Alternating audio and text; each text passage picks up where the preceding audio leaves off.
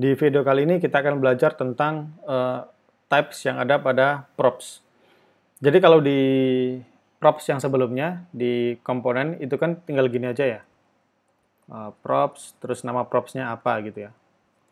Misalkan gini. Nah ini kan nggak ada type-nya nih.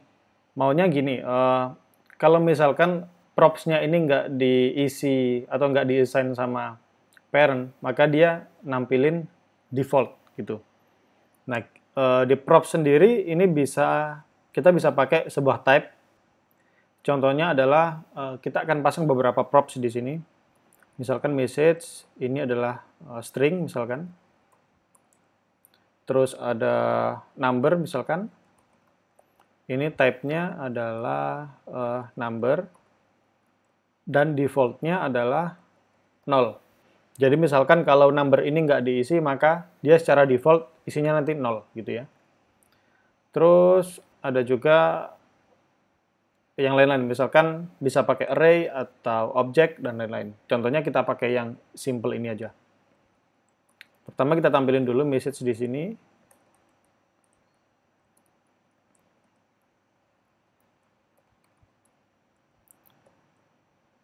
Terus kemudian juga di sini ada number.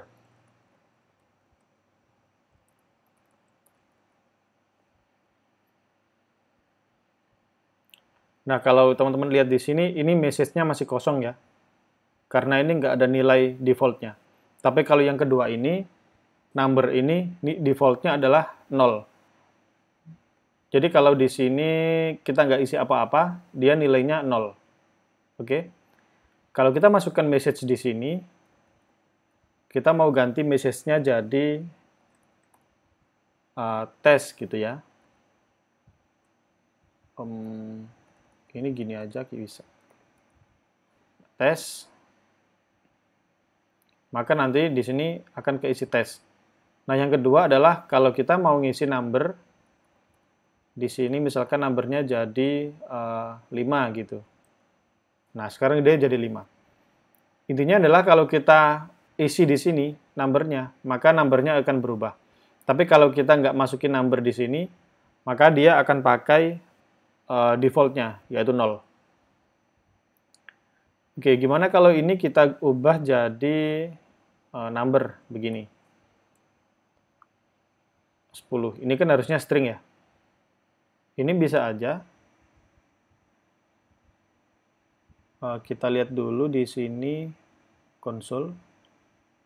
Nah, di sini pasti akan protes konsolnya.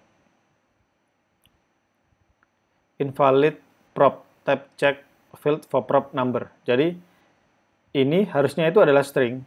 Jadi di sini harusnya string. Tapi di sini dia malah diisi sebagai number, maka dia akan protes.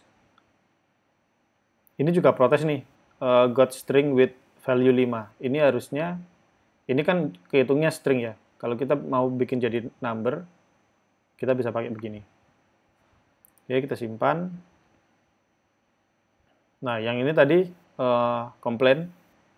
Jadi message ini harusnya string, bukan number.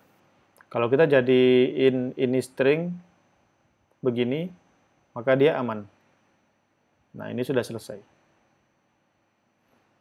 Oke, jadi itu singkat aja untuk types yang ada di props. Jadi type ini nanti berfungsi kalau misalkan kita pengen menentukan nilai awal dari sebuah props, yang mana itu nggak diisi sama parent-nya, maka kita bisa pakai nilai default yang ada di props-nya. Oke, segitu dulu. Semoga bermanfaat. Kita lanjut ke video berikutnya. Thank you.